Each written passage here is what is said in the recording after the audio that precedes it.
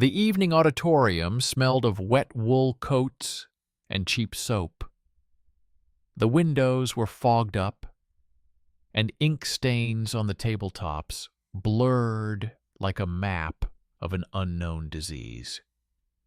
A new piece of paper with a stamp hung on the wall, and the security guard, accustomed to checking passes, now counted hairpins and sleeve lengths. In the lobby, students crowded around the bulletin board, scanning the words about fines for hairstyles, dancing, and visits. Underneath these words were old-school disciplinary belts, and above them was a phrase about the honor of the alma mater, which sent a chill down the spine, as if this were not a university, but a monastery barracks. Dear viewers, the narrator welcomes you. Thank you for tuning into this review, right where you are watching from. Which city, which country, which auditorium, kitchen, or bus? In the comments, tell us what the rules of propriety looked like in your educational institutions and who benefited from them. Make yourself comfortable and enjoy listening. Today we're analyzing how norms become instruments of control, and concern for morality becomes an economy of fines and sponsorship subsidies. At the university, where medical lectures were given in cold halls with whitewashed ceilings, and law courses were held in cramped auditoriums with rows of benches and a bell to call for silence, the new Code of Modesty appeared quietly, like an order in a hospital. It was sent to deans, posted on the philology building, and distributed to dormitories and the library. The paper was fresh, the stamps were real, and the wording was smooth and undated. The text stated that female students were prohibited from wearing excessively high hairstyles, attending dances outside of approved dates, visiting taverns, hotel salons, and private readings without female accompaniment and the permission of the curator. Violations were punishable by a fine. The amount was written out in words to avoid disputes about zeros, and persistent misunderstanding was punishable by expulsion. At the bottom was a decree of immediate entry into force and a reference to academic tradition. No one indicated the article of the charter, the year of adoption, or the number of the protocol. The paper spoke with confidence, and therefore they believed it. During those months, the city lived between old fears and new medicine. Surgeons were already treating their instruments with boiling water, talking about invisible microbes, and using carbolic acid. But street hygiene habits lagged behind. The sidewalks stank of sewage, water in dormitories was rarely boiled, and in the winter, the dampness in the buildings corroded the lungs. Rhetoric about modesty sounded louder than talk of ventilation, because modesty required neither a budget, nor pipes, nor roof repairs, only a decree and people willing to carry it out. When security guards were asked to check not only passes, but also hair, they agreed. Work is work, and fines brought the guards a small legal percentage. Thus, morality became a simple collection mechanism. The myth in the corridors was explained as follows. The university cannot allow a threat to its reputation. Otherwise, the doors of respectable houses will close, and satisfied donors will turn away. To confirm the myth, they showed a list of benefactors, copies of letters about donations for scholarships, and a stand with photos of graduates, all without dates, like the code itself. Paper worked with memory, and memory worked with profit. The document, which did not mention a single law, replaced the charter, and no one was quick to notice. Almost no one.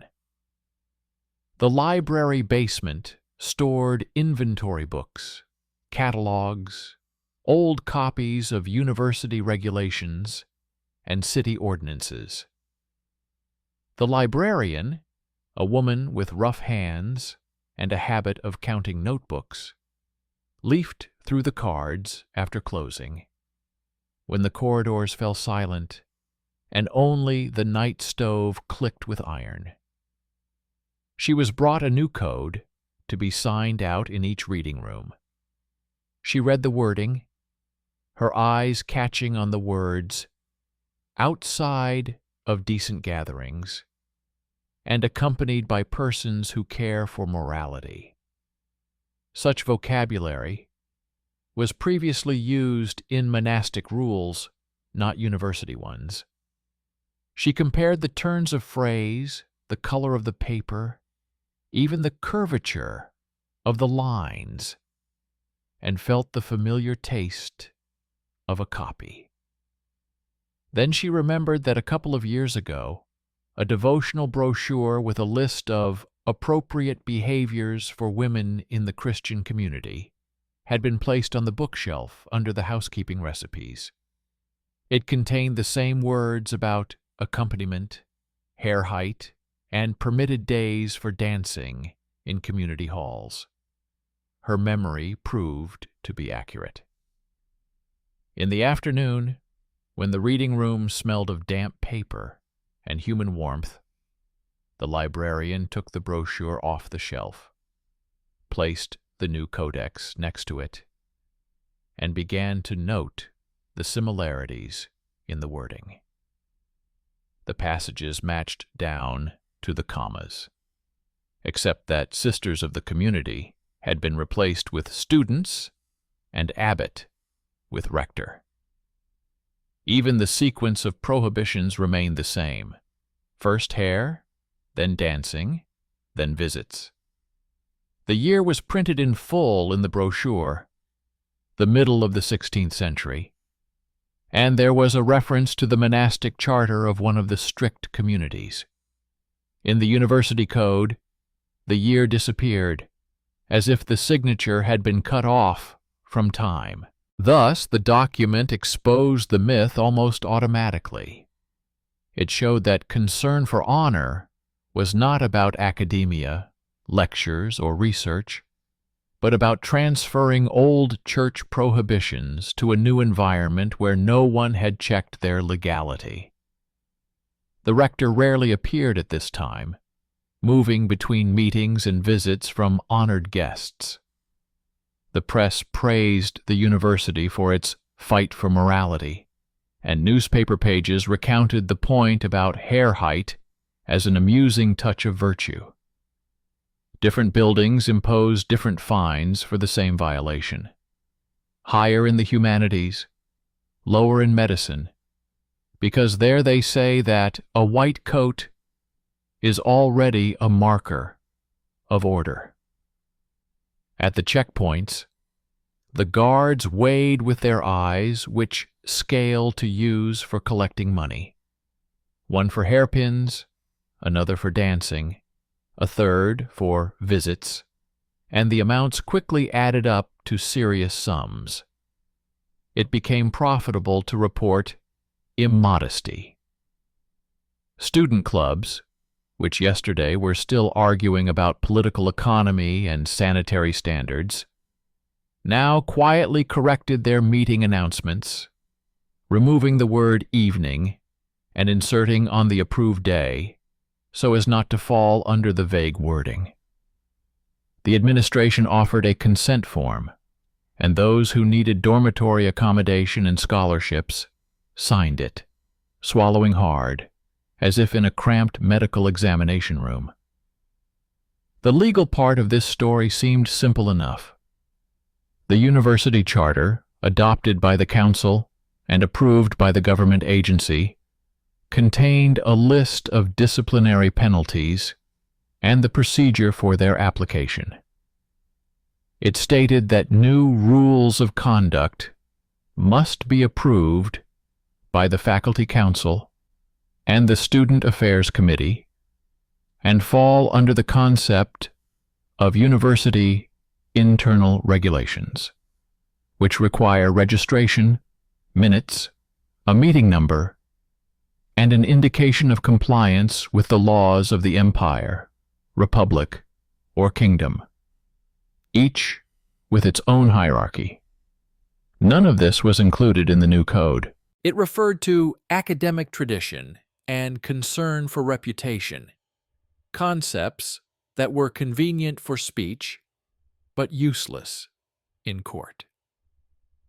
Internal penalty receipts, however, had forms, signatures, and cashier marks.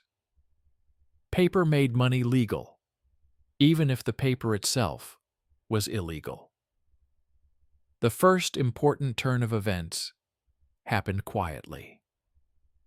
A librarian found an entry in the inventory book about the arrival of that very devotional brochure. Opposite it was the name of the donor, the Morality Society, an unofficial circle that organized lectures on purity, order, and the dangers of loose morals. The Society's report for that year listed a donation to the university for the strengthening of spiritual discipline. The money was earmarked for educational evenings, the publication of manuals, and moral posts at the entrances to student clubs. And after a while, a line appeared in the university's accounting books about a sponsorship grant from the same society with the note for the implementation of the code. It turns out that the code was not only copied from a 16th century monastic charter, but its implementation was also paid for with a donation contingent on its implementation. Thus, the myth of noble concern collided head-on with a document that showed that this was not concern, but a deal. The economics of discipline turned out to be harsh. If you multiply the number of appearance checks by the number of buildings, add observations in dormitories and raids in city salons, you get a constant stream of fines. The money was processed according to the correct scheme. Part went to the cash register, part to cultural needs, and a share went to security for special diligence. For reports, they published nice summary figures with whole words and no breakdown, for improvements, for the library, for educational readings. But in reality, these words did not translate into new lamps, books, or repairs. The reading room still smelled musty, the plaster was still falling off the stairs, and the students were still writing on their knees. The most modern acquisition turned out to be a cabinet for settling misunderstandings.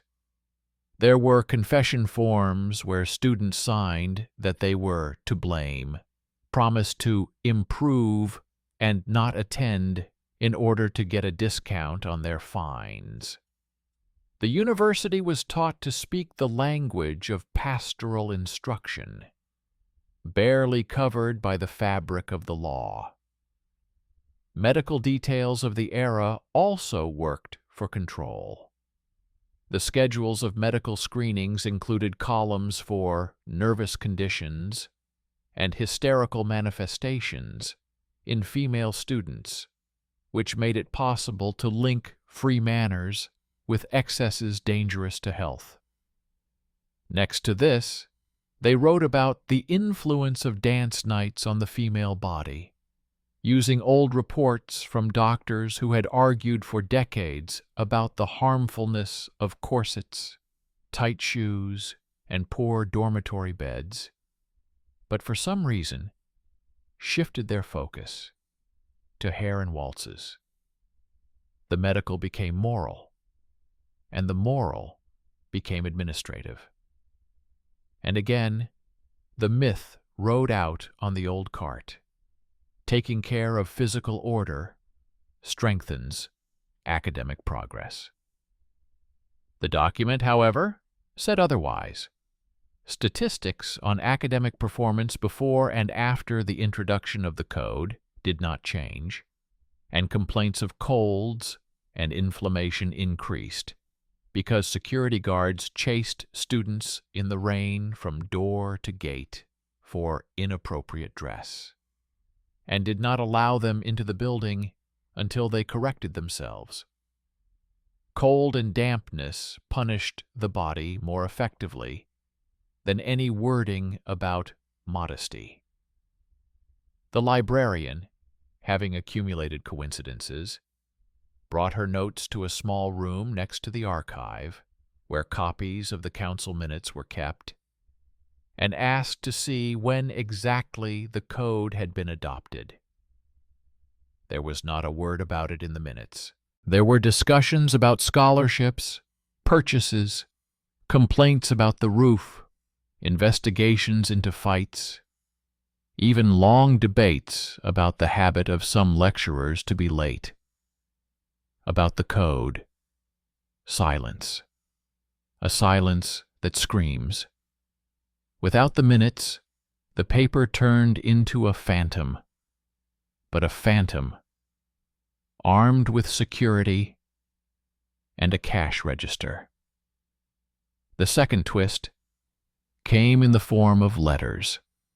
A letter of thanks arrived at the university office from the Moral Society with a promise to continue subsidies while maintaining the measures of the code. In numbers written in words, the amount looked decent. It could cover the roof or renovate the lab tables. But this money came with conditions, and those conditions turned the university's autonomous charter into a foreign code. The bet was made on dependence. No modesty meant no money, and without money, the deans could not plug the holes in the budget. Thus, a new truth emerged in the rector's office. Modesty is profitable. The height of hairstyles and dance schedules became financial indicators, and lists of fines became quarterly reports. Guards began to be praised for their vigilance, sometimes promoted, and they taught new employees how to measure freedom of manners. Trust in the university was replaced by fear of being stopped at the door and recorded in the gray notebook of violations.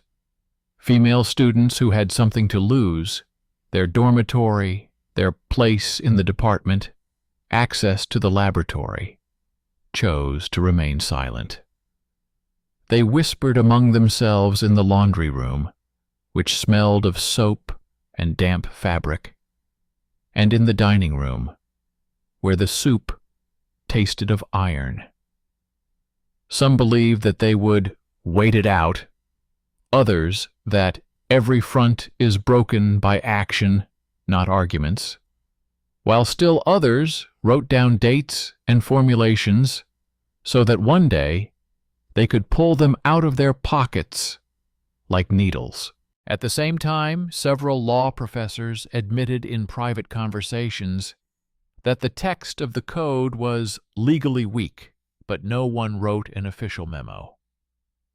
Meanwhile, the agency overseeing the university published general circulars on order and propriety without details, which was convenient.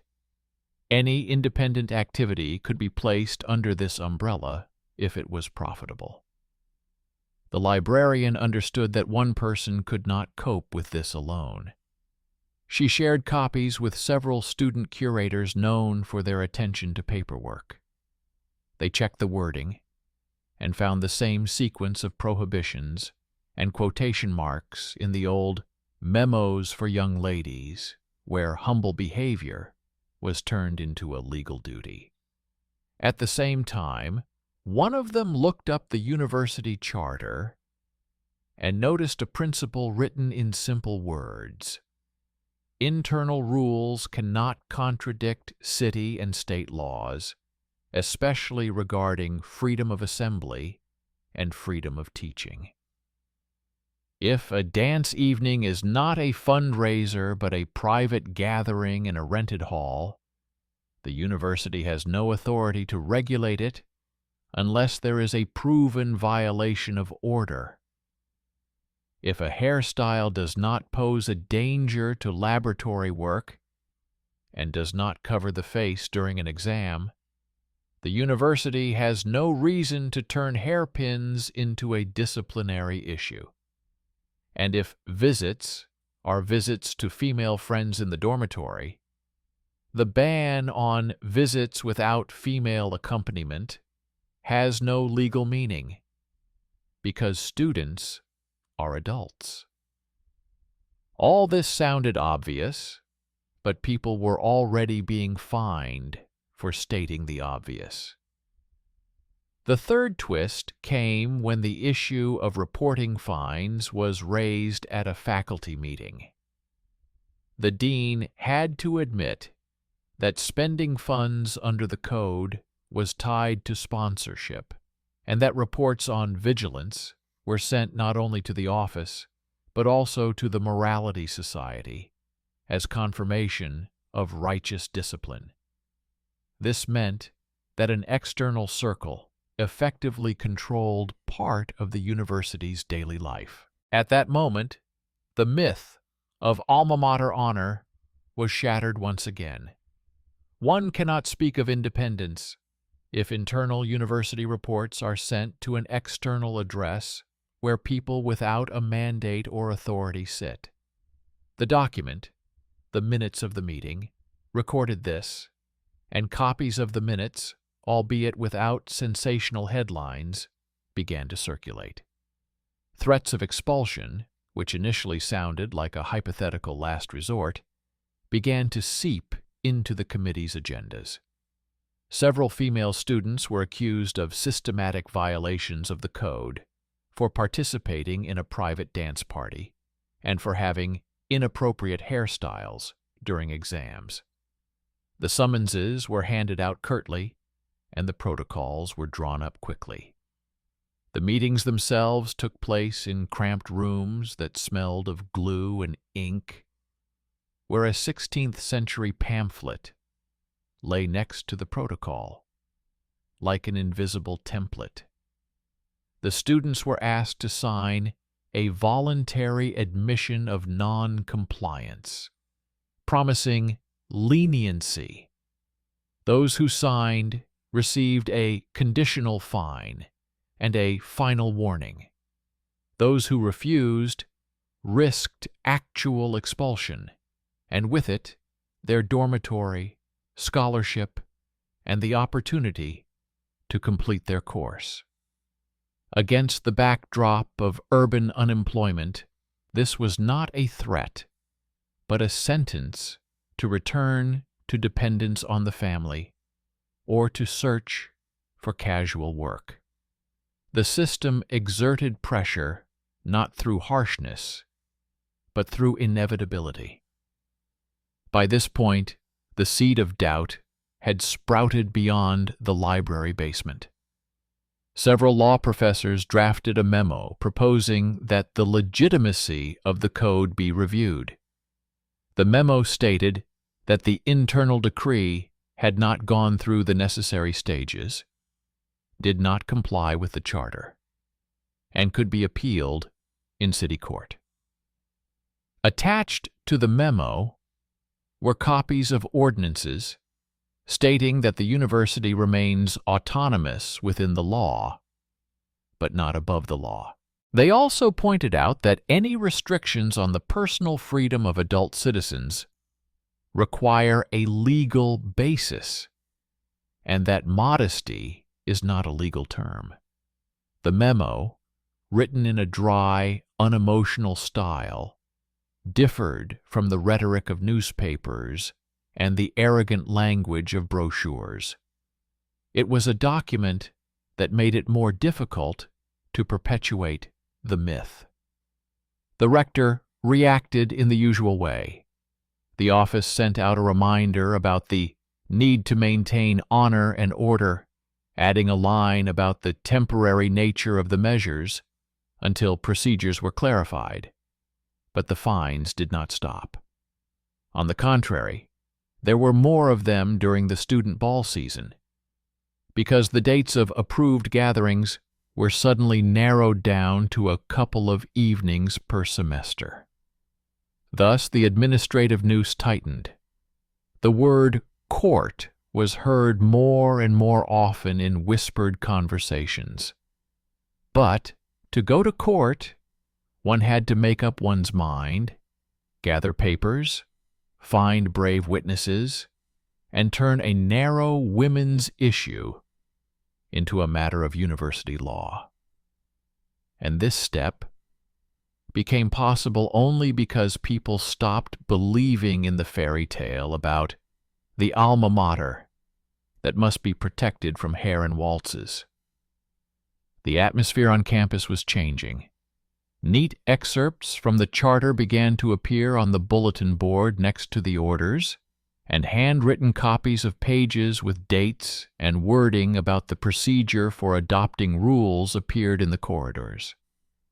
The library organized a history lesson on the origins of university statutes and the difference between monastic rules and secular law.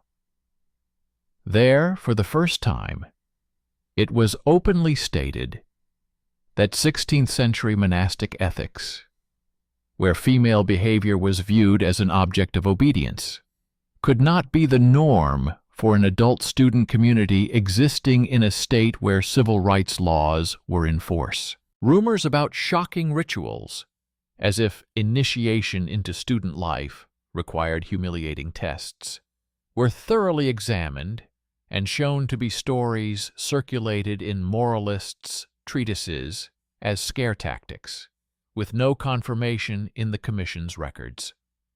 Again, myths, and again, documents to refute them.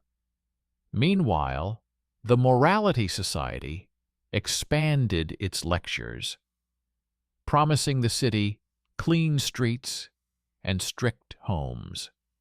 At their meetings, they said that boundaries are blurring in universities and that loose manners lead to debauchery and disease. This was convenient because horror stories sold better than arguments.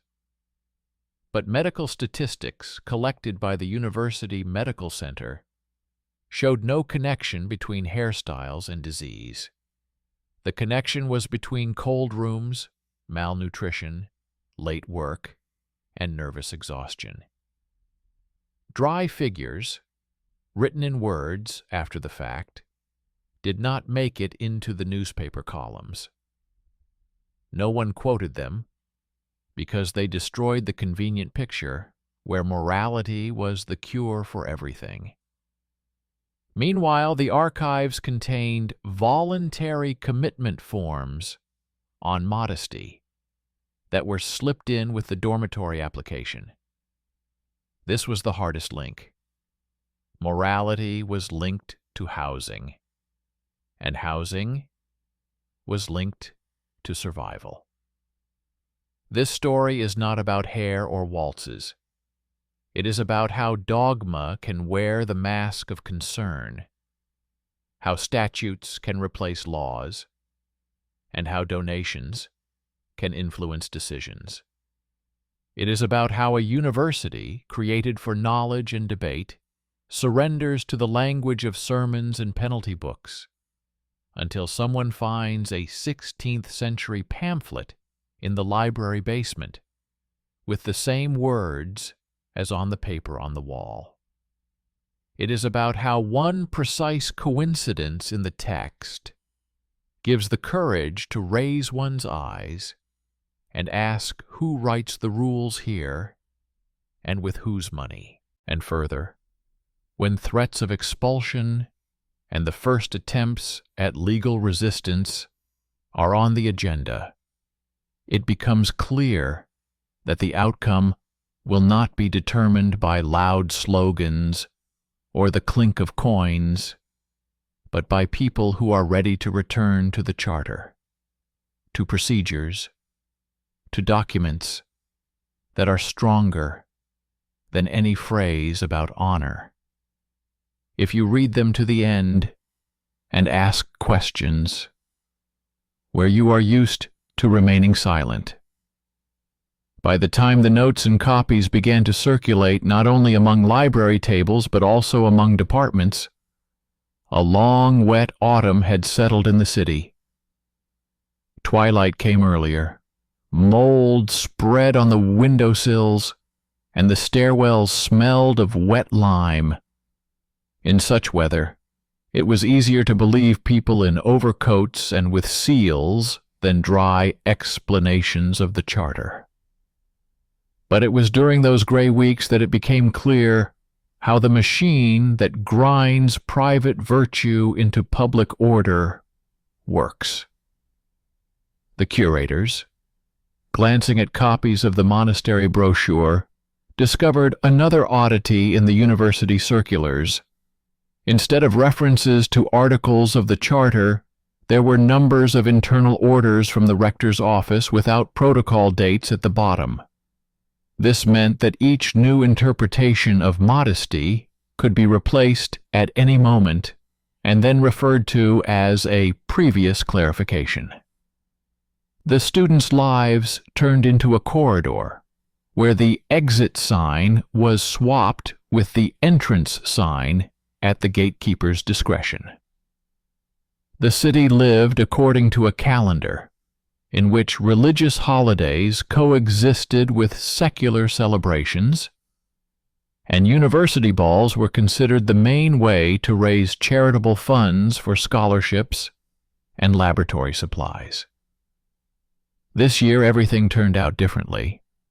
There were fewer approved days and more fines. Charity committees began to ask questions about accountability. And it was here that the myth collided with a paper wall. The report on donations received sounded respectable, but there were no expenses for laboratory tables in it. Only lines about educational readings on morality and posts of vigilance. The university justified itself with the word urgent, as if there were a fire that needed to be extinguished with moral buckets. Meanwhile, the physics classrooms at the medical school remained without updated instruments. Students studied using old sets, sterilized metal in boiling water, and economized on carbolic acid because a new item appeared in the budget: measures of modesty. Lawyers, having read the document carefully, noticed another vulnerability. Sanctions designated as fines were not accompanied by an appeal procedure or a rule on evidence. This kind of loophole was convenient for those who collected fines and dangerous for those who had to pay them. To close the loophole, the rector's office came up with witness sheets of vigilance, simple forms where 2 guards signed that they had recorded free behavior. 2 signatures turned a glance into a fact. It was a neat bridge from myth to discipline. Paper could turn an impression into a protocol, and a protocol into money. Violations were determined by a glance, not by the rules, but on the form it looked like order. In practice, everything was decided by dependence. Whether the guard needed seniority, whether an example of exemplary strictness was convenient for the building before the visit of donors, whether the office was waiting for the next report on restoring order. Faith in the procedure was held together by paper clips, not by law. Meanwhile, pious societies were raising their heads in the city, handing out pamphlets about cleanliness on market corners and near the cathedral in the main square. They said that the university was a place of licentiousness, and that without the supremacy of modesty, the social organism would weaken, like a body without fasting. The lists of their trustees overlapped with the lists of university benefactors. In gray rooms, where they drank strong tea and spoke in low voices, they agreed on subsidies for discipline, and within a few weeks, the corresponding lines appeared in the accountant's books. This flow of money became the main argument in favor of preserving the code. Any attempt to question the legal vacuum was met with a quiet reminder of the hole in the construction budget, of promises to support the roofs and windows, of plans for a new auditorium. Dependence is always convenient for those who give and always suffocates those who take. The university's medical service, which was administratively subordinate to the rector's office but retained its professional pride, began to record the consequences of the austerity measures.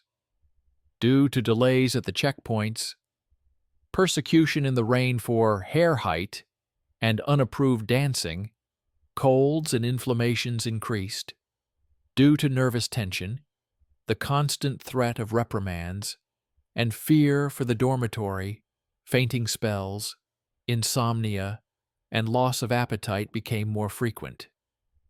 The observation sheets were kept neatly, with dates and diagnoses indicated, without intrusive moralizing.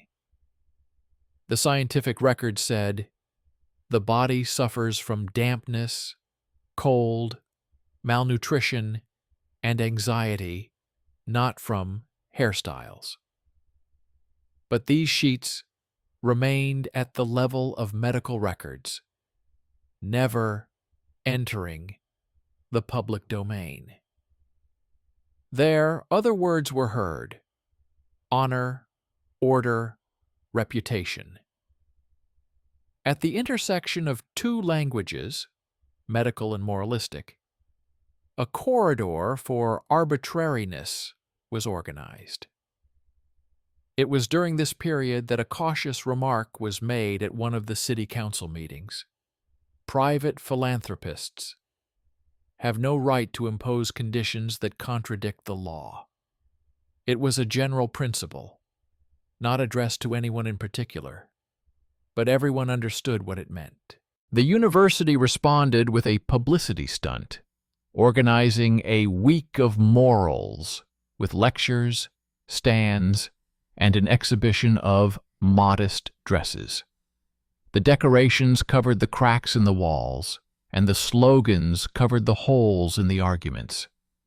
The posters promised quiet dignity, although in the corridors you could hear the windows rattling in the damp wind. The attempt at public justification essentially confirmed the dependence. When there is no internal legal support, you have to prop up the facade with posters. Meanwhile, the resistance learned to follow the letter of the law. Student curators collected appeals, each with a precise reference to the article of the charter and the absence of a protocol. They described specific cases: detention at the threshold of the building simply for incorrect hair length refusal to allow entry to the lecture hall until appearance is corrected, without explanation of how to measure length, and charging fees in the absence of clear standards. The appeals were devoid of emotion, beginning with the words "Please explain" and ending with a list of attachments, copies of receipts, copies of internal explanations, copies of vigilance forms. Within the university, these letters were hidden in work folders, but it became increasingly difficult to maintain a common silence. Someone marked one of these letters urgent, and probably by mistake, forwarded it to the legal department overseeing higher education institutions. There, the paper could not be shelved without a note of consideration. The inspection came unexpectedly. A small commission arrived at the university. 2 lawyers and 1 official from the Academic Affairs Department. They did not make any ostentatious rounds or make any loud announcements, but simply asked the office for the charter, the minutes for the last year, and the texts of all internal clarifications on discipline. On the 3rd day, they quietly asked for copies of the accounting records for sponsorship grants. On the 4th day, they requested reports on the use of fines. And on the 5th day, they had gathered what the librarian had been piecing together, bit by bit. Legal vacuums, economic dependence, vigilance forms, and wording copied from a 16th century brochure. The commission came to a simple conclusion. The rector's office has the right to propose internal rules, but does not have the right to impose restrictions that affect the personal autonomy of adult students, bypassing statutory procedures and the law. And there is a direct conflict of interest. Measures that are justified by honor are financed by a society whose goals lie outside the academic mandate. The rector tried to backtrack without admitting defeat. The office sent out a new letter of clarifications, which referred to the voluntary nature of the recommendations and the temporary replacement of fines with warnings. But the security guards had been living off the fines for a year and were in no hurry to give up their usual role. A sticky ambiguity arose. On paper, the punishments were softened, but in the corridors they remained the same. For such cases, the legal machine has a word: enforcement. And it was enforcement that exposed yet another layer. The authority of the rector's office was based not so much on documents as on unspoken fear. When fear cracks, documents begin to sound louder than orders. At the same time, another process began. An essay on the limits of internal order appeared in a newspaper known for its curiosity about university affairs. The author, relying on open sources and copies legally obtained from the department's archives, described a typical scheme by which concern for morality turns into an economy of fines. He did not name names or addresses, but the references were transparent.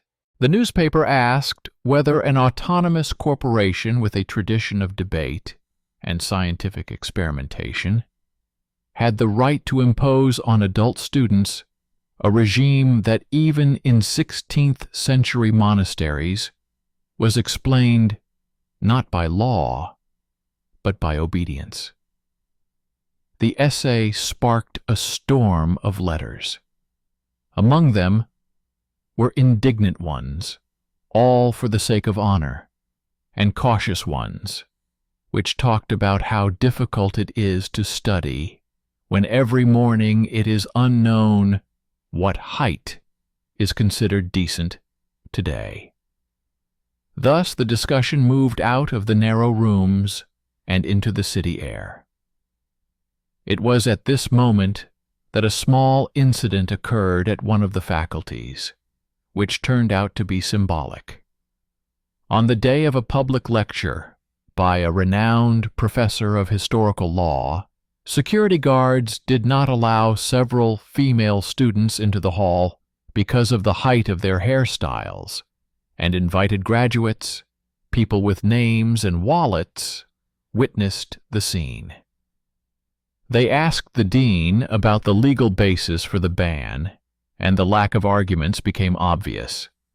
The seniors, accustomed to believing in their alma mater as a way of life, saw that this way of life had turned into a set of whims on a salary.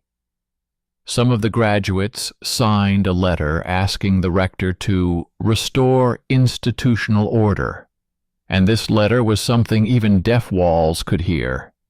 It was not about free manners, but about the reputation of the university as a legal space. Reputation, unlike honor, is measured by practice, and suddenly that practice was there for all to see. Then things started to move faster. The department's commission sent a preliminary conclusion. Internal measures affecting the personal freedom of adult students are illegal without a council vote and without formal publication with references to the charter and national standards. The rector was asked to immediately suspend the code until the rules were brought into line with the law. It wasn't an order, but a strong recommendation.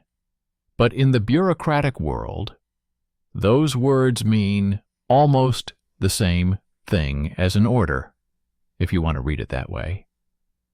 On the same day, a short paper on the transitional regime was sent to the guards, and the fines stopped.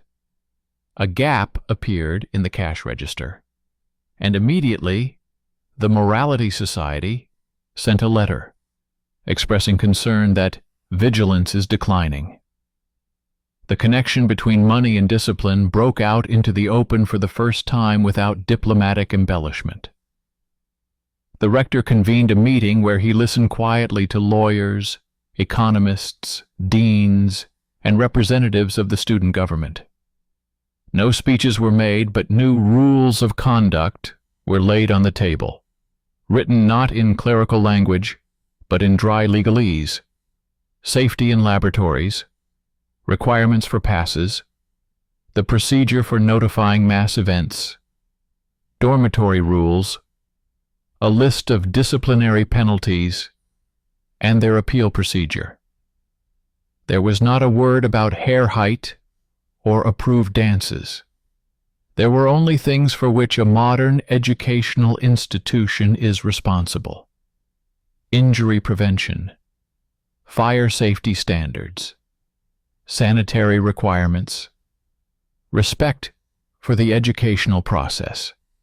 Everyone was arguing not about hairstyles, but about how to protect classrooms from drafts, how to replace light bulbs, and how to seal gaps where drafts were coming in. The conversation, devoid of sweet rhetoric, sounded like a return to business. The librarian, upon learning of the outcome, told her curator friends that the paper has ripened. Her expression quickly stuck to the situation. Sometimes paper needs time to form an indisputable line. But the story did not end with the first decision. Within the university, there remained people who sincerely believed that modesty was the only barrier against moral decay. They continued to whisper at the gates and look suspiciously at hairpins. They quoted sermons that supposedly spanned centuries, but in reality had been rewritten in cheap pamphlets. And it seemed to them that rejecting the code was a concession to looseness. This was met not with ridicule, but with facts. Statistics from medical centers, statutes, the principle of autonomy within the law, letters from graduates reminding everyone that the university was not a church or a barracks, that it was based on debate, evidence, and analysis. Where once the formidable rhetoric of honor had come into play, now, for the first time, sanitary journals were laid out on the table. How many students had caught colds while waiting in the rain to bring their appearance up to standard?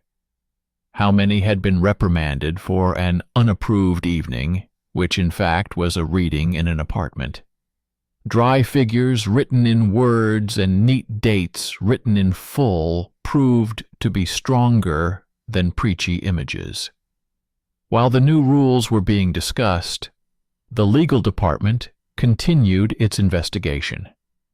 It requested reports from the Morality Society on the intended use of subsidies and discovered that some of the funds were credited to the university with the note, "Subject to compliance with the code." This is not just a conflict of interest, it is an attempt to replace autonomy with orders.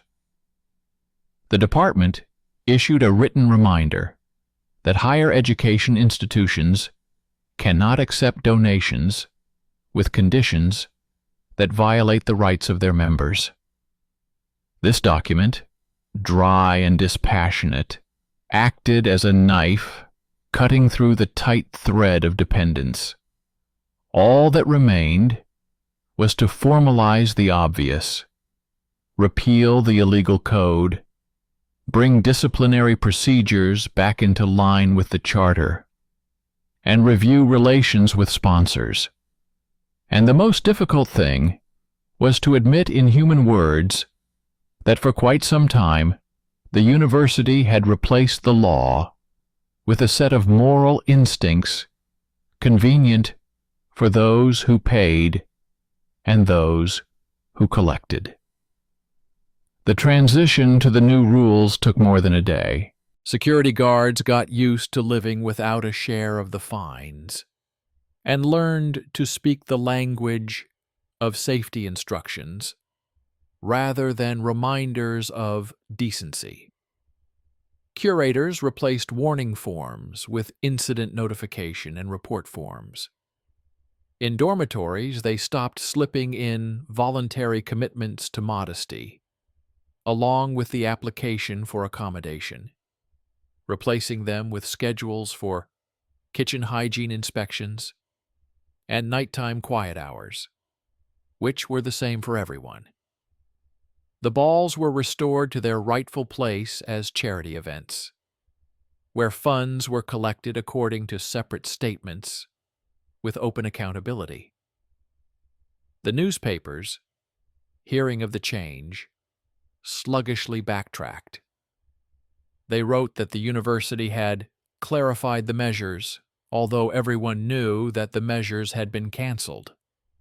The Society of Morals tried to organize a public lecture on the harm of free manners, but fewer listeners than expected came to the hall.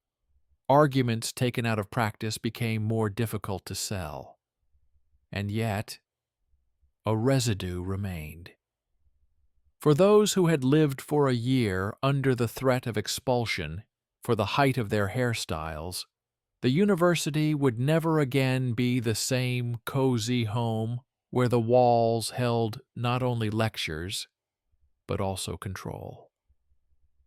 But there is another flavor to this fatigue, the flavor of understanding how an institution changes when people turn to its charter, its procedures, its documents. The library basement ceased to be just a warehouse for books. It became a source of resistance, a place where paper learned to speak and where other people's texts were caught red-handed in the act of substitution. Law departments, which previously seemed boring, found a voice that was understandable even to those who were far removed from legal paragraphs.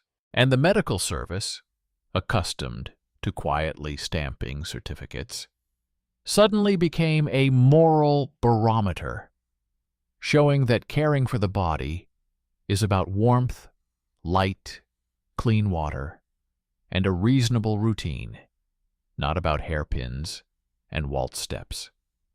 By the end of the long autumn, the university had published a new set of internal rules.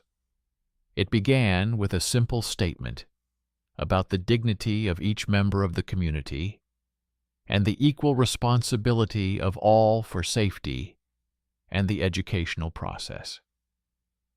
This was followed by brief sections on building access, pass procedures, evacuation requirements, sanitary standards, mass events, dormitory rules, a list of disciplinary penalties, and an appeal mechanism with clear deadlines written out in words.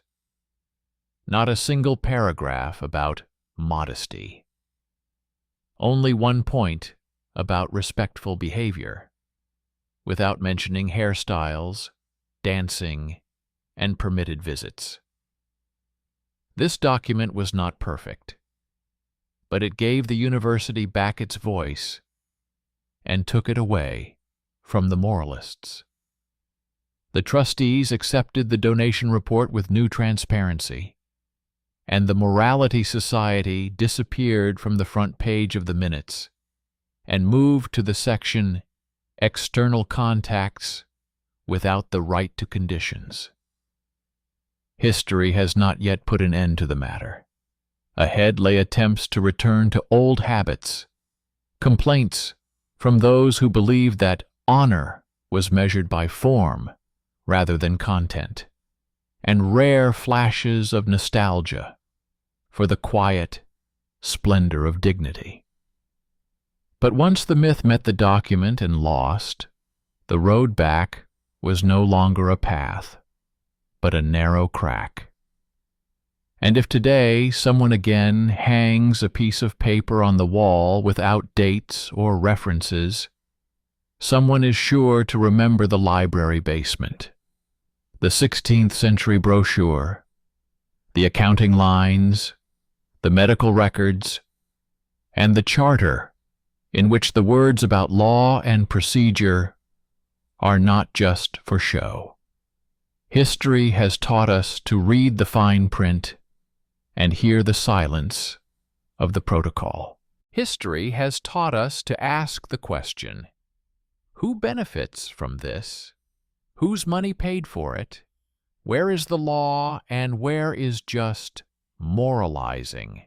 And this habit is stronger than any campaign about honor, because it is rooted not in fear, but in the understanding that a university is not the rustling of brochures or marching to the beat of pious slogans, but a space where adults agree to live by rules written not under dictation, but in discussion, tested by time and law.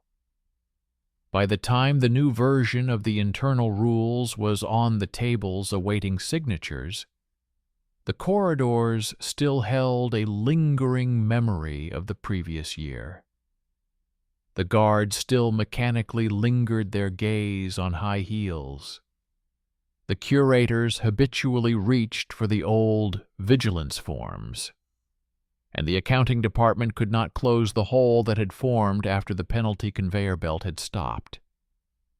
This crack was exploited by those who were accustomed to substituting morality for order.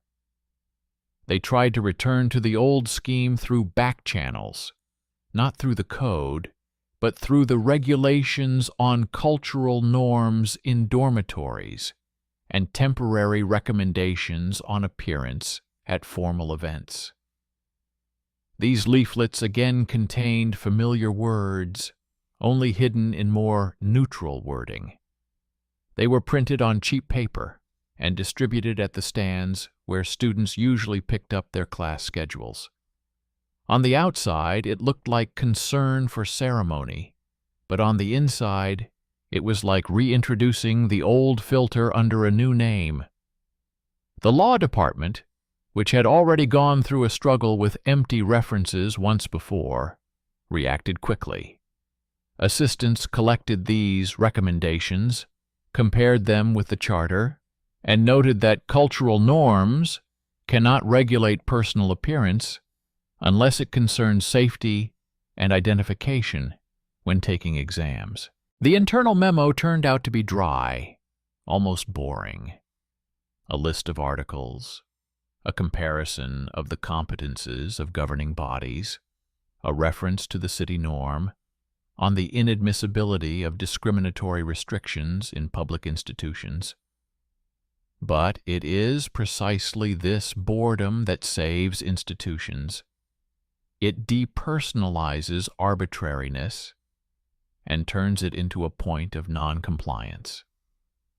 The memo was placed on the rector's desk, and a copy was sent to the department with a note about a repeated violation. The quiet sound of paper drowned out the loud whispers of the guards. While the issue of recommendations was being revised, another layer of connection between money and morality surfaced in the archives, where they had already become accustomed to new visitors with magnifying glasses and bookmarks. In old letters from the Board of Trustees, there was correspondence regarding real estate promised to the university by the family of one of the influential benefactors. There was a deed of gift that clearly stated that the transfer of the house in the Central District would take place on the condition of proven maintenance of a moral climate for a certain period of time, spelled out in words with reports on vigilance and modest celebrations. The formula looked like a flowery compliment, but in essence, it was a contract. Real estate in exchange for discipline. It was this paper, forgotten in a folder with worn envelopes, that explained why the administration clung so stubbornly to modesty even after legal jabs. The university's future, expressed in stone and rooms, turned out to be tied to reports, where foreign norms became an internal condition. The librarian, who had seen more than one thread that had to be pulled out of the tangle, showed the fine to the curators and lawyers. They compared the dates written in full and noticed an important detail. The deed of gift was drawn up in the presence of a notary, but was not registered in the city registry as a transaction with encumbrance. This meant that verbal expectations and even a signed letter, if not publicly registered, could not dictate rules to the university, pushing them past the charter. Another boring detail turned out to be the key. The publicity of the registry is stronger than a private agreement. This conclusion made it possible to remove the heaviest burden weighing on the rector's team. Otherwise, we will lose the house. The house cannot be lost, because someone wanted to turn the university into a club of moralists if the city did not recognize the encumbrance. The bureaucracy played on the side of the law as soon as it was forced to play by the rules. At the same time, the medical service compiled a summary report of the observations accumulated over the year. There was not a single vivid word in it, only dates, diagnoses, and descriptions of conditions.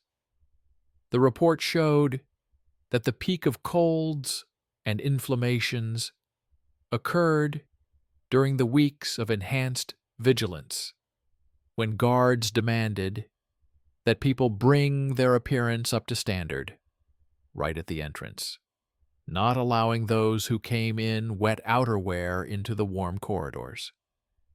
The report also included records of increased anxiety among female students during periods when voluntary commitment forms were distributed in dormitories along with the application for admission. Doctors also pointed to more mundane facts: poor ventilation, damp walls, insufficient heating in the winter months, and savings on lighting in reading rooms. It was not a manifesto, but a thermometer.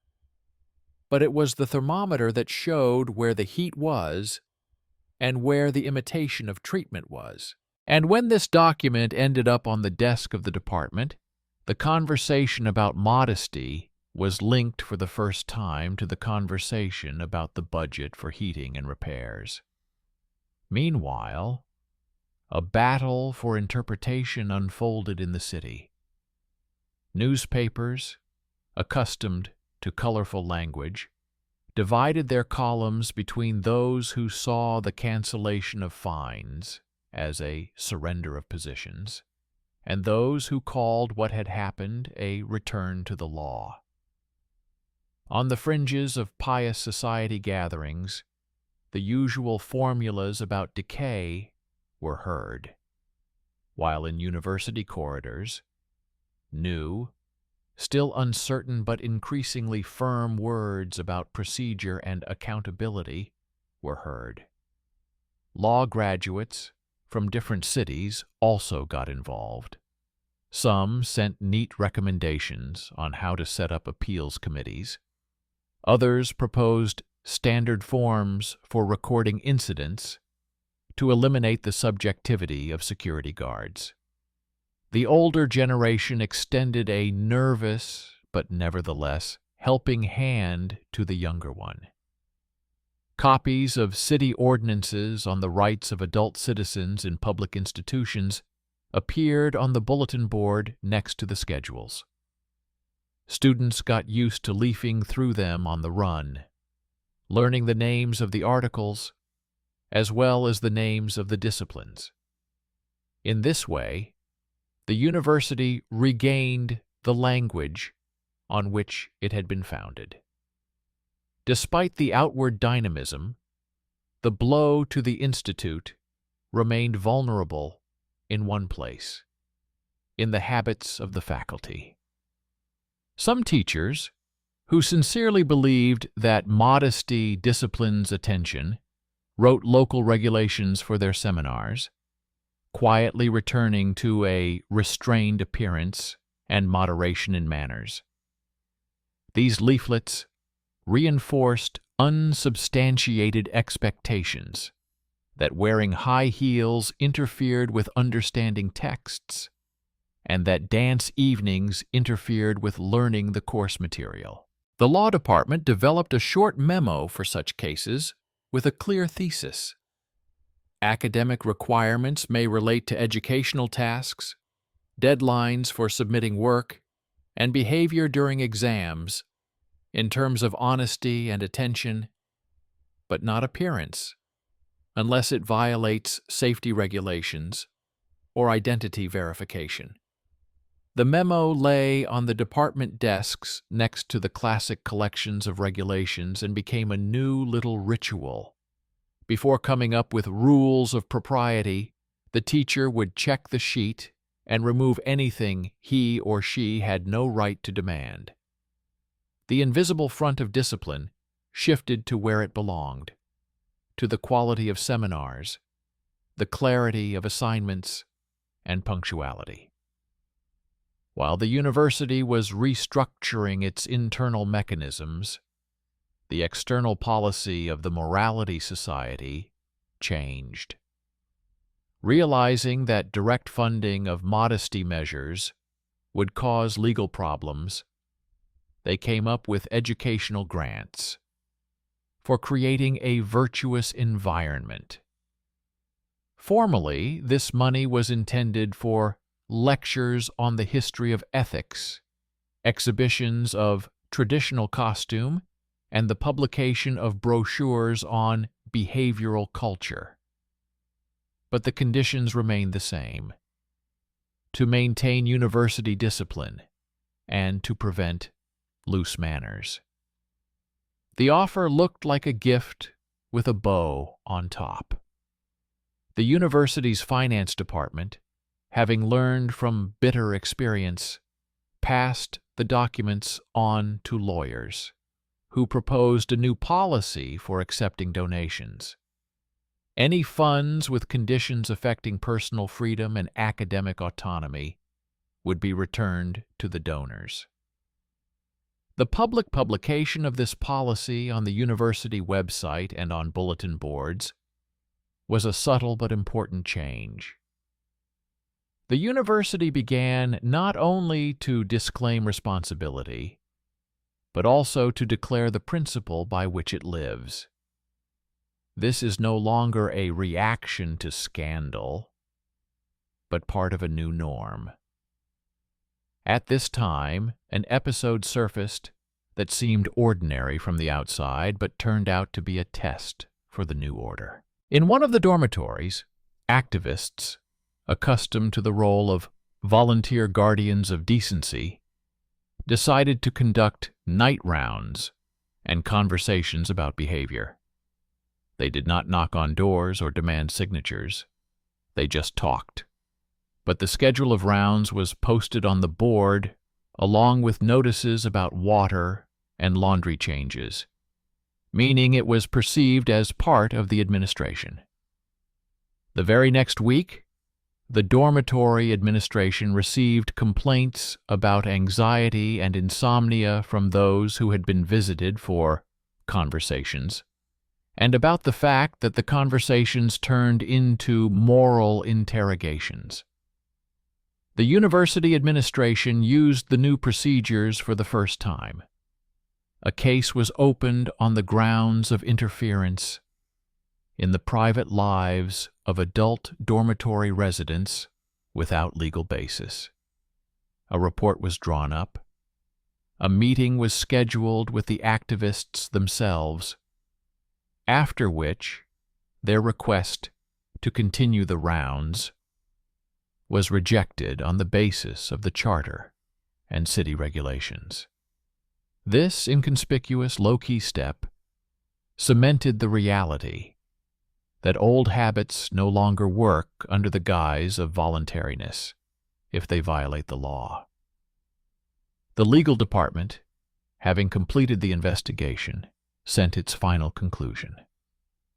The text was extremely restrained to recognize the code concerning free manners as invalid from the moment of its actual introduction, due to the lack of procedural grounds and contradiction with the norms of personal freedom of adult students. To recognize as unacceptable the sending of internal reports from an autonomous institution to external structures that do not have a mandate to manage it. To recommend revising the security system, excluding control of appearance from its functions. At the bottom were signatures, positions, and seals. These sheets formed the basis of a university order that finally spoke not of modesty, but of the institution's obligation to act within the limits of the law and its own charter, rather than within the limits of moralistic fantasy. But while the legal part was taken care of, the more difficult part remained: cultural resistance. For a long time, people whispered in the corridors about the declining standards. Professors discussed how it used to be, and for another month, security guards continued to glance at hairpins and skirts out of habit. The university responded with a repetition, not of slogans, but of practice. Another open lecture on freedoms and responsibilities in higher education. Another meeting with graduates where they discussed not manners, but the quality of laboratories. Another report from the medical service with harsh but honest statistics on the impact of dampness and underheating on the educational process. Half of the lamps in the reading rooms were replaced and drafts were eliminated.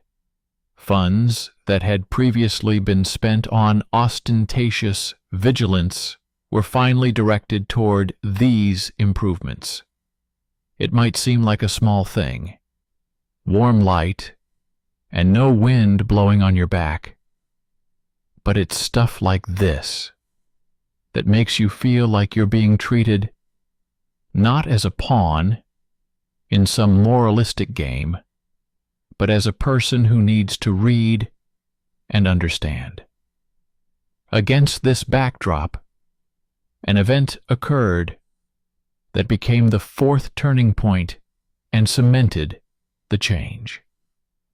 The city court considered a dispute between a student who had been expelled in the midst of the Modesty Code for systematic violations, and the university, which was trying to defend that decision.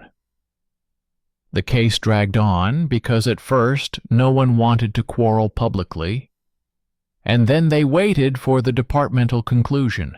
When the conclusion came, the court saw a simple picture.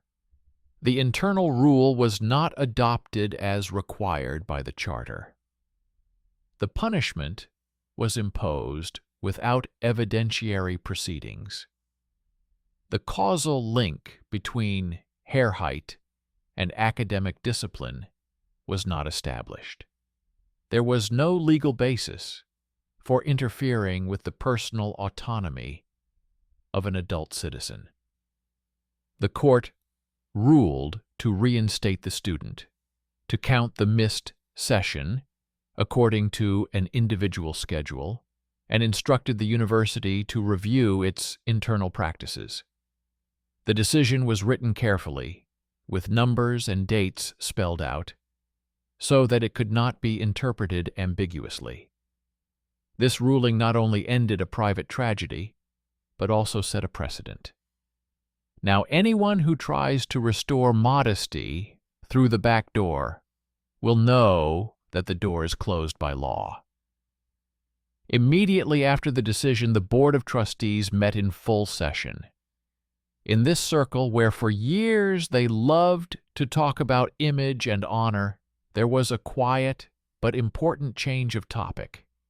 Instead of arguing about high heels, they discussed estimates for insulating buildings, ventilating reading rooms, and updating medical kits.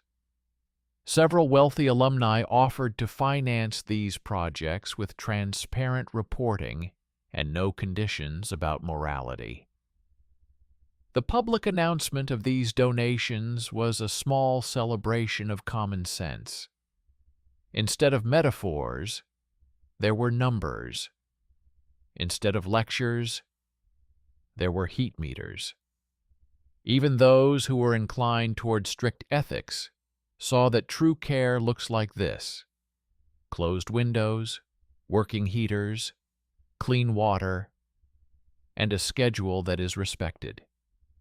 Another surprise from the archives quietly echoed this. In the personal folder of one of the former rectors, long gone, notes were found about reforms of the barbaric disciplinary practices of previous decades, where he wrote in dry words about how the university should maintain a clear boundary between religious virtue and legal norms. The notes were about a different era, different disputes, but the meaning was the same. Higher education is based on law and procedure because only they preserve the dignity of everyone: students, teachers, and law enforcement officers.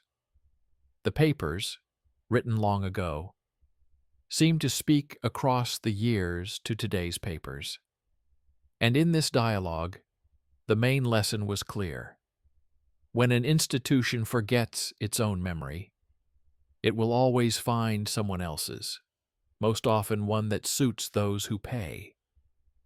Gradually, the sign saying, "Enter in a decent manner," disappeared, replaced by the universally understandable "keep quiet" and "do not bring food into the reading room." At the checkpoints, they returned to checking passes instead of checking appearance. Simple hygiene instructions were posted in the kitchens of the dormitories, and rules for quiet, the same for everyone, were posted in the rooms. The threat of mandatory escorts vanished like a bad dream, and a new leaflet on the principles of accepting donations, without conditions that violate autonomy, appeared on the stand with internal documents next to the charter.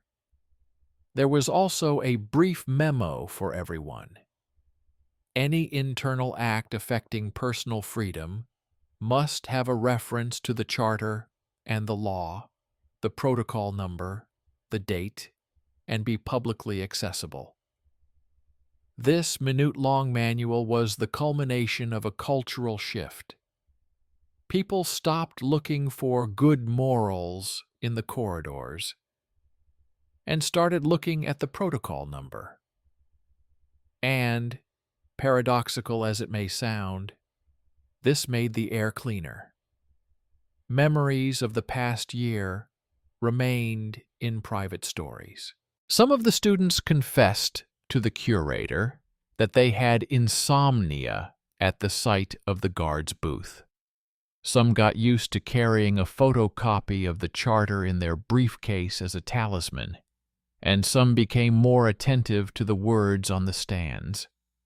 The habit of checking sources and asking, "Where is the document?" went beyond the story of modesty. It penetrated student committees, department councils, and discussions of curricula. This was the quietest but strongest result. The university learned to be a university again, where debate is based on texts and decisions are based on open procedures. And if tomorrow a paper with beautiful but empty formulas reappears in the corridors, it will have a place prepared for it in advance, in the archive under the shelf with 16th century brochures, as another reminder that myth always loses to a document when the document has a date, a signature, and the law on its side. The public visibility of the changes turned into an unexpected shadow for those who had been pulling the strings in the first few months. The librarian suddenly became a symbol of shaking up the order for some, and for others, proof that documents can speak louder than propaganda. Her usual route from the basement to the catalog room was now accompanied by intense stares. Some nodded gratefully, others turned away. The guards who had lost their share of the fines whispered in the smoking rooms that, because of the papers, life had become more difficult. And this everyday murmur was oppressive, not because of its volume, but because of its persistence. The curators sensed the fatigue of their colleagues, who felt that the lawyers had bureaucratized the work, although in reality they had brought it back into line with the charter. This microenvironment manifested the very social cruelty without theatrical fury, silent exclusion from familiar circles, cautious refusals to participate in joint projects, awkward pauses in the corridors. The university was learning a new balance, paying with the nerves of those who did not know how to work at half speed. The financial hole in the estimates that formed after the penalty machine was stopped forced the economic department to rework the budget. Previously hidden priorities came to the fore. Instead of measures of modesty, the estimates included lines about preventing dampness, strengthening heating, and purchasing normal lamps for reading rooms. For the first time in many years, the medical service received a targeted fund for the prevention of neurotic disorders and sleep deprivation. Doctors spoke in terms of facts, regular examinations, evening consultation hours, simple recommendations on lifestyle, hot water in washrooms. At first glance, it sounded boring, but organizationally, it was a serious restructuring. Where moral gloss had previously been applied, thermometers, window seals, and ventilation schedules were now installed. Paradoxically, it was precisely this that restored people's sense of care, which neither slogans nor pious brochures had been able to provide. A quiet but important signal came from the outside world. Several graduates, well known in legal and medical circles, proposed a donation program with no hidden conditions, with open accountability, linked to environmental indicators, the temperature in classrooms, the level of lighting, the number of updated laboratory kits. These people remembered their winters in cold buildings and compared their memories with the standards. The Board of Trustees, tired of public controversy, accepted the proposal without the usual moralizing notes. This gesture was a small victory of law over rhetoric.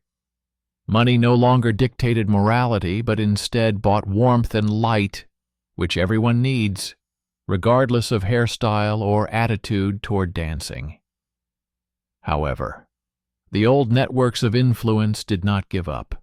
Bypassing direct channels, the Society of Morals attempted to enter the educational process under the guise of historical and cultural studies, where it proposed reading texts on traditions of honesty with mandatory discussions on female behavior.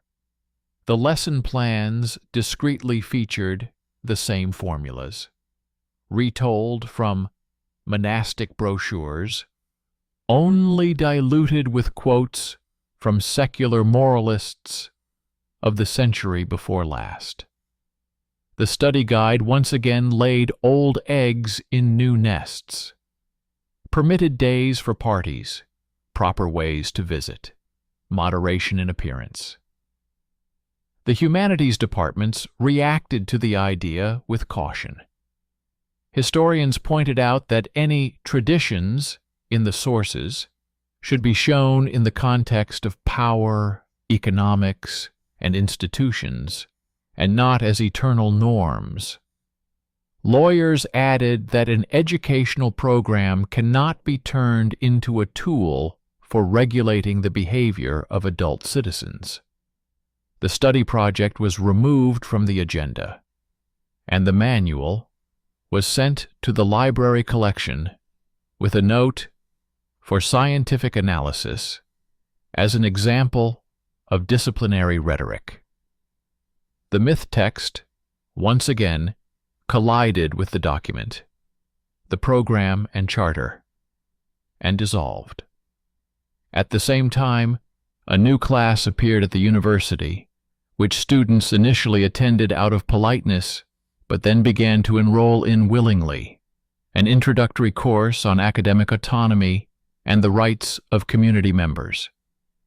It was taught jointly by professors of law, medicine, and library science, and the course was based on boring but essential topics: how the charter is structured, how internal acts are adopted, where the line between a recommendation and a mandatory norm lies, how appeals work, how to store and read protocols, how to record incidents without humiliation, how medical factors in the environment affect academic performance and mental health. There were no heroes or villains in the course, just procedures and facts. In one semester, the university gained a whole group of people who were able to ask the right questions instead of arguing with slogans. This was a long-term antidote to the myth. The habit of asking about the source, the signature, the date, the competence of the authority, the register, and the statistics. The social pain of the past year seeped out of private stories like cold air from a poorly closed window. In women's dormitories, there was a high level of anxiety. Many who had survived night talks and being locked out continued to wake up from rustling sounds and footsteps on the stairs. Medical records dispassionately documented the consequences: frequent crises, persistent insomnia, eating disorders. This was not naturalism, but a record of prolonged pressure, in which religious formulas served as a moral hammer. The medical team offered a series of evening meetings with psychoeducation, where they explained without stigma how the nervous system works, how chronic stress affects it, and how help differs from control. At these meetings, it was openly stated for the first time that the substitution of law with morality had caused physical harm. The university acknowledged the pain without turning it into a slogan, and this acknowledgement made it a little easier to breathe. Administrative reform of security became another difficult issue. The old motivation was lost, and some employees felt unnecessary. Instead of the usual reprimands and reassignments, management offered retraining. Now, security guards were responsible for fire safety, evacuation, injury prevention, interacting with medical personnel in the event of seizures and injuries, and were trained in conflict de-escalation. The disciplinary reflex was extinguished by the practice of helping. There was resistance, including passive resistance. Some refused to carry heavy lamps. Others habitually wrote comments on appearance on scraps of paper. With such inertia, they worked with instructions and rotations, depriving the little power at the doors of its visibility. The first fire drill in the cold building showed that the new role was more meaningful than the old notes about hair height. When confused first-year students were led out of the dark corridor, it was clear that the benefit was measured not in fines, but in time saved. Meanwhile, the rector found himself in a field of decisions that were as difficult as they were inevitable. Initially, he held to the line of clarifications, hoping to wait it out, but after the court decision and the departmental conclusion, the outcome became clear. The code had to be officially repealed, and responsibility had to be formalized. At one of the council meetings, the phrase "political responsibility for procedural violations" was used. This was not an admission of guilt in the criminal sense, but a willingness to relinquish power. A few weeks later, the rector resigned, citing in his explanatory note the need to renew the management culture. The transition team was led by a professor with a reputation for being a meticulous stickler for rules. The newspapers reacted calmly. Some spoke of the defeat of the guardians of morality, others of the victory of licentiousness. But at the university, it was perceived as a return to the rule of law. The human cost of the resignation was that some people who truly believed in modesty as a shield felt betrayed by the times. They were not preached to, but explained. The law does not punish morality. The law limits its power over the bodies of adults. A financial inspection, launched following the change in leadership, revealed discrepancies in the reporting on vigilance. There was no theft, no slush fund, but a striking chain of minor and moderate inconsistencies. Different receipt forms in different buildings, mismatched records of security shares, unjustified expenses for posters and brochures that did not correspond to market prices. In legal terms, all this looked like negligence, but in political terms, it looked like a field for soft extortion.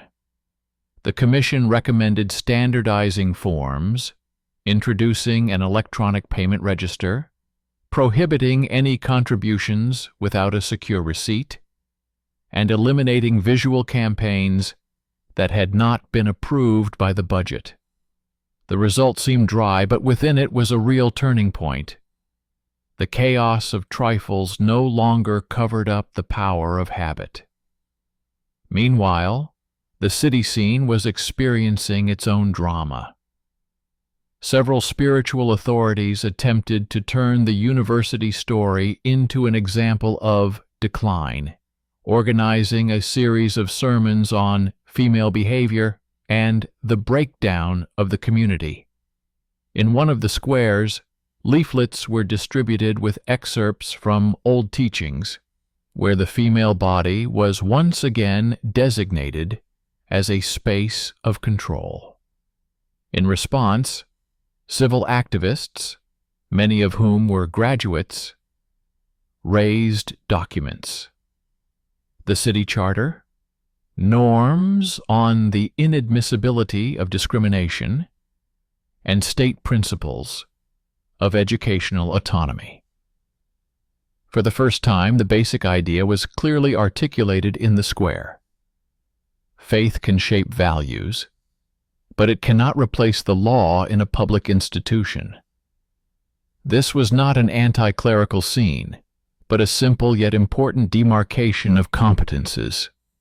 The university, maintaining its neutrality, merely reminded everyone that within its walls, documents are what matter, not brochures, no matter how beautifully designed they may be. The court precedent and the rector's resignation did not remove some of the consequences that had accumulated over the year. The student, reinstated by court order, returned to the lecture halls amid the cold stares of those who considered her the cause of the breakdown of order. Her supervisor negotiated a flexible schedule with the dean's office. The medical service allocated a consultation window, and the librarians helped her catch up on her reading. It was a human effort to heal the rifts. There were no slogans involved, only people and time. An internal order prohibiting indirect pressure on reinstated students became another paper wall in the way of quiet harassment. To some, paper may seem weak, but combined with the attentive eyes and open door of the advisor, it became a shield. Shortly after stabilizing internal processes, the university had to take on another challenge. A flurry of rumors about secret checks in the dormitory occupancy committees. The stories were sticky, with a hint of humiliation, but without names or dates. For the first time, the administration applied the procedure of checking rumors as a management rule. Any rumor of a violation of dignity is translated into a question to the commission, with a secret vote on the admission of inspectors, with a clear record of when and who was the inspector, what documents he had, and where the act was registered.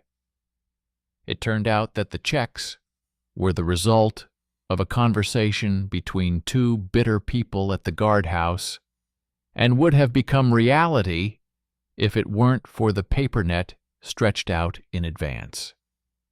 The myth tried again to take shape and again failed in the document. An important decision for the future was made by the Board of Trustees to create a permanent mixed commission. Lawyers, doctors, librarians, students, to monitor any internal acts that potentially affect personal autonomy. The commission was given the right to preliminary conclusions and public publication of special opinions. This is not a super council or a new form of censorship, but simply a mechanism that forces any wording to go through the bottleneck of procedure. At its first meeting, the Commission reviewed a draft regulation on holiday events, where someone again wanted to insert a clause about moderate appearance.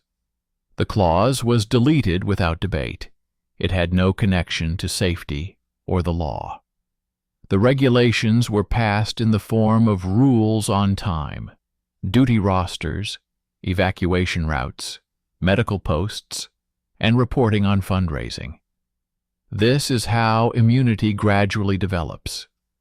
Once the body has been ill, it begins to recognize familiar viruses.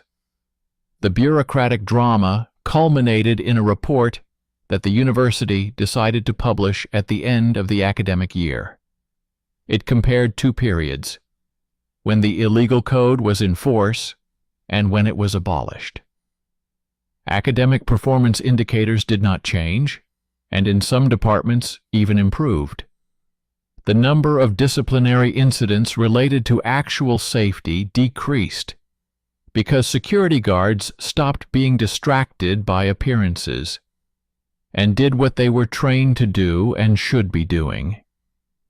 Medical indicators improved, fewer colds from standing at the doors, fewer complaints of insomnia, and a slow but steady decline in anxiety. Donations did not disappear. Some sponsors left, but they were replaced by others, those who pay for windows, lamps, and microscopes, not posters. The report, written in a dry and terse manner, became more powerful than any newspaper column. The myth that modesty saves honor and money crumbled in the face of the black and white words stating that what saves people is warmth, light, and justice. The noise of external accusations faded into the usual background noise that will always be present in a city where dogma and law intertwine. The university did not defeat the enemy in a heroic scene. It built barriers out of procedures and people. The librarian continued on her way from the basement to the tables, sometimes running her fingers over an old 16th century brochure, now used as a textbook on intellectual hygiene. The curators adapted to the new language of the forms. Security guards kept first aid kits and flashlights at the ready instead of vows of vigilance. Lawyers corrected the wording as carefully as doctors adjusted their instruments. Students grew up before our eyes, not only because they were taking exams, but also because they learned to distinguish the soapy glare of moralizing from the clear water of the charter. And yet, beneath the surface of the Institute remained the memory of how easily the mask of care turns into cruelty. Adult women, who were lined up at the doors because of their hair and unapproved evenings, remembered disrupted classes, wet coats, unsigned complaints, empty nights with heavy hearts. This memory forms a new reflex at the university. Before making a demand, show the document. Before imposing restrictions, explain the legal purpose. Before taking money, read the terms and conditions and post them on the website. Before hanging a paper on the wall, write the date and protocol number. Simple things, but they are what distinguish an institution from a parish, order from custom, law from preaching. The university did not become better because it found a villain and expelled him. It became more honest because it returned to itself, to texts, to procedures, to respect for the bodies and time of the adults for whom it is responsible, not with moralizing, but with light in the lecture hall, and a fair form of order. The new meeting minutes contained something that had been chronically lacking before: neatly spelled out goals, procedures, references to the charter and city regulations, answers to questions about competence. It was not just a paper snowfall. It was the institution's new muscle memory. Each decision trained it. When approving a renovation plan, they specified the procedure for public procurement. When allocating places in dormitories, they applied a matrix of criteria. When coordinating holiday parties, they included evacuation plans, medical duty schedules, and lists of responsible persons. Where once there had been a vague moral filter, now there was cold engineering calculation. And it was precisely this that relieved the tension. People understood why things were done this way, who had made the decisions, what had guided them, and where they could appeal. This transparency eliminated the sweet smell of power, which is so easily masked by words about honor. The reform also affected the invisible layer, the language in which the university speaks to itself. Formulas that transferred the monastic hierarchy into the secular sphere disappeared from the forms. They were replaced by concepts from the world of law and medicine, not because they are fashionable, but because they are verifiable. Safety, health, autonomy, competence, appeal. A simple but programmatic sheet with 3 theses was attached to the glass doors of the entrance hall, where blurred recommendations on propriety once hung. Internal acts cannot restrict the personal freedom of adult members of the community, except on the grounds of the charter and the law. Any intervention must be for the purpose of safety, education, or property protection. Anything that does not fall under these categories belongs to the sphere of morality and is not subject to administrative control. This sheet did not make a fuss with slogans, but it changed the trajectory of everyday habits. Security guards no longer had a reason to stop people. Curators no longer had the temptation to lecture. Students no longer had the need to justify themselves. The retraining of security guards had an unexpected result. The new practice of helping others became a source of respect. A few months after the first training sessions, it was the security guards who were the first to respond to smoke in the laboratory building, quickly organizing an evacuation, calling the fire department and helping to carry out some of the equipment.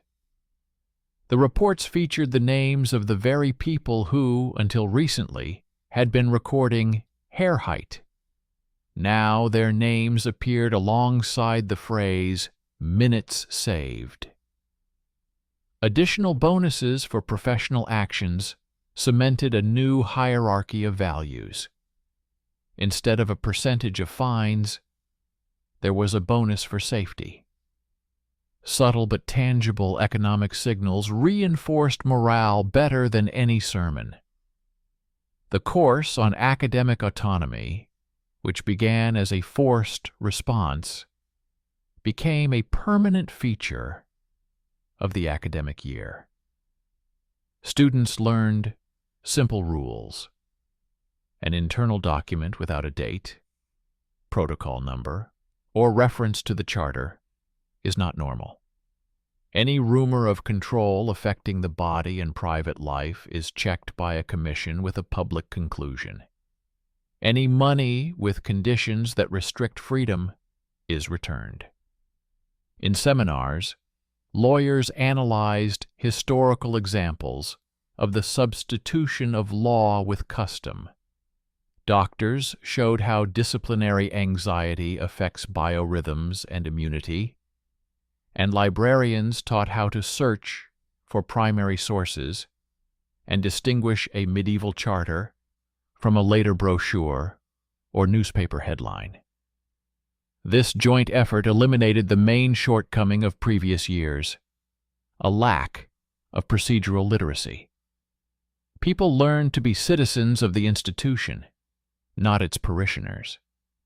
In the women's dormitories, the sticky fear that clung to doors and notebooks at night gradually disappeared. Only schedules, health reminders, and basic legal information remained on the bulletin boards. Psychoeducational meetings became a regular feature, and it was no longer just women who attended them. Nervous exhaustion, sleep deprivation, and anxiety affected everyone. The medical service ceased to be invisible. People no longer crowded around its office only during exam season, but came in advance so as not to break down by the end of the semester. The university seemed to have acknowledged the obvious: a healthy person studies better than someone worried about being expelled for skipping classes. Meanwhile, a sober outcome took hold in the city.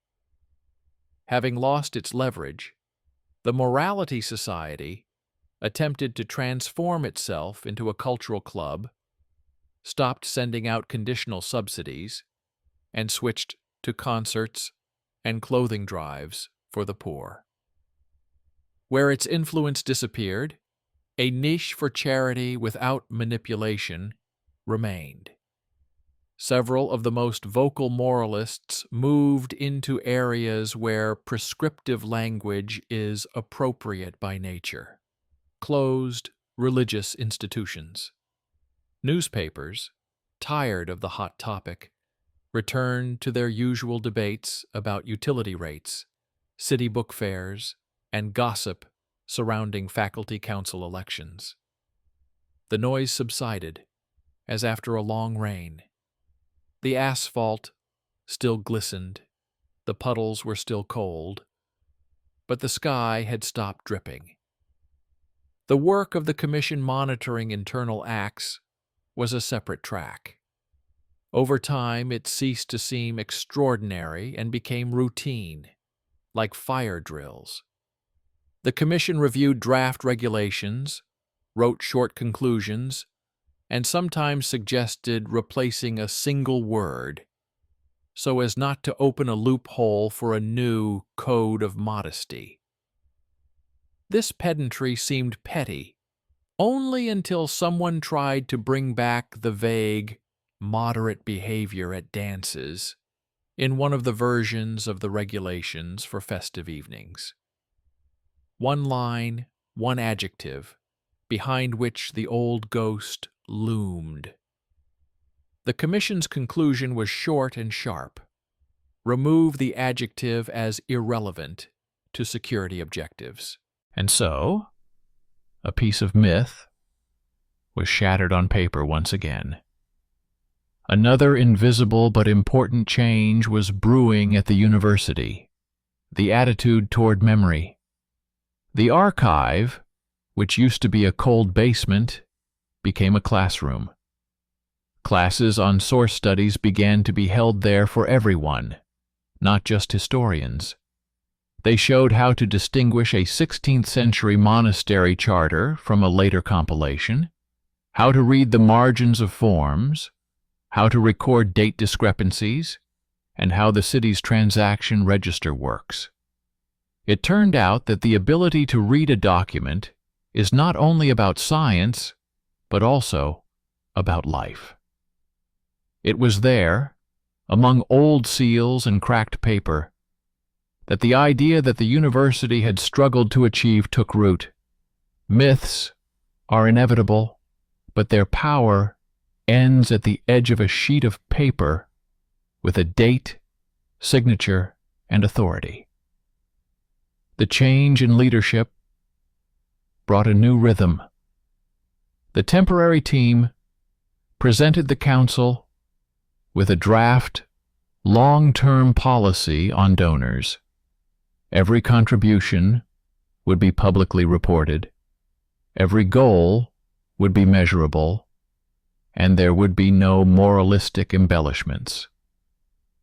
The package passed without resistance, as if the Institute had grown tired of sweet words and wanted salty honesty. In addition, a clear standard for internal language was approved. Instead of honor of the alma mater, reputation as legal and academic practice. Instead of modesty, respect. Instead of free manners, nothing. Because there is no legal subject for control. This vocabulary, dry to the ear, turned out to be surprisingly warm to the touch. There were no threats in it, only guidelines. The legal precedent began to work more broadly than expected. A neighboring teacher training institute attempted to introduce a code of decency under the guise of protecting the image of future teachers. A couple of copies of the city court's decision and an excerpt from the departmental conclusion were enough to cause the initiative to collapse at the discussion stage. The university was asked to send methodological materials on the formulation of rules that did not violate autonomy. The rational virus finally became contagious. Instead of moralizing, a document spread throughout the city. At the level of human stories, too, things were happening that official reports did not capture.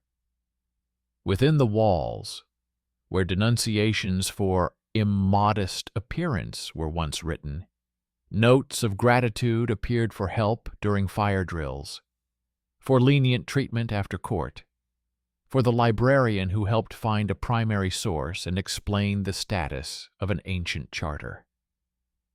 People stopped being embarrassed by the words "didn't know" and "learned" because they were no longer followed by humiliating conversations. Instead of nightly rounds, there were daytime consultations. Instead of secret lists, there were open protocols. Instead of whispered harassment, there was a formal ban and real protection. And yet, from time to time, attempts to bring back the old rhetoric surfaced. Once a semester, someone in the humanities department would propose introducing a symbolic dress code for formal gatherings. Every 6 months, there would be a letter from a private benefactor hinting at desirable values. Once a quarter, someone from security, unable to resist, would make a comment just as a human being. These waves did not become a storm because they were met with the same response. rules, competence, purpose, safety, open procedure. The mechanism, assembled over the course of a year, worked like an automatic stabilizer. It may have seemed boring, but boredom, in administrative matters, is often synonymous with reliability. By the end of the academic year, when the evening winds no longer smelled of wet lime, the university decided on a public conclusion. Not a solemn one, not a triumphant one, a report explanation.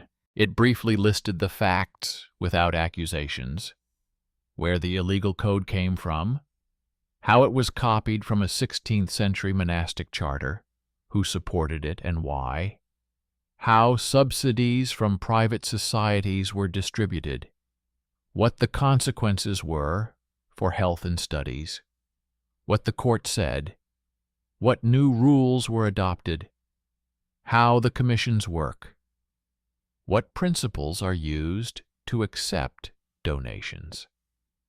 The conclusion was not a moral lesson, but rather the conclusion that institutions survive when they acknowledge their mistakes and build mechanisms to prevent them from happening again. This text, dry and clear, was read at the council, posted on a bulletin board, and sent to the city department as a report on the work done. No fanfare, just a period placed with the right hand. The final denouement of this long chronicle turned out to be without a theatrical scene, but with a tangible human outcome. The student, reinstated by the court, passed her final exams and received her diploma. In the special conditions column, there remained a note about her individual schedule, like a trace of pain that does not disappear, but ceases to interfere.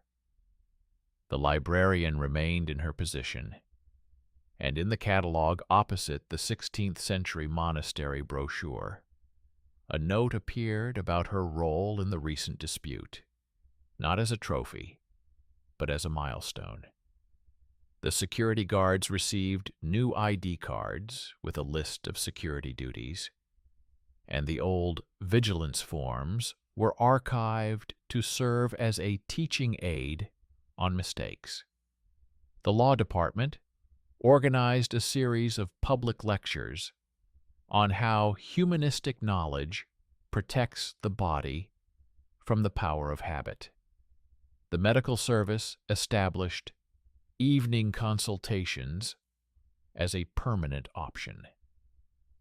The Board of Trustees signed a long-term plan for the energy modernization of buildings. The money went into walls, windows, and ventilation, not posters. The myth that modesty saves the honor of the alma mater dissolved in a document that stated in black and white that the honor of the university is compliance with the charter, the rights, and the health of those who live and study there. When another new person pins a sheet to the bulletin board with a proposal to restore modesty in appearance at formal evenings, a student walks by, stops for a second, and takes it down. Because a sheet without a protocol number, without a date, and without a reference to the charter is not a document. She takes the piece of paper to the library, to the Source Studies Department, and puts it in a folder labeled Example of Disciplinary Rhetoric Without Legal Force. This quiet action is a symbol of the latest shift. The power of habit has given way to the habit of law. This is how the story ends, not because evil has disappeared, but because its convenient tools have been taken away. The university remains with its damp walls, eternal budget disputes, human weaknesses, and ambitions. But it has gained immunity, the ability to respond to myth with documents, to subsidies with transparency, to pressure with procedure, and to anxiety with care for the body. And this is one of those rare cases where the ending is not a grand gesture, but a network of small decisions that weave together to form a mature order.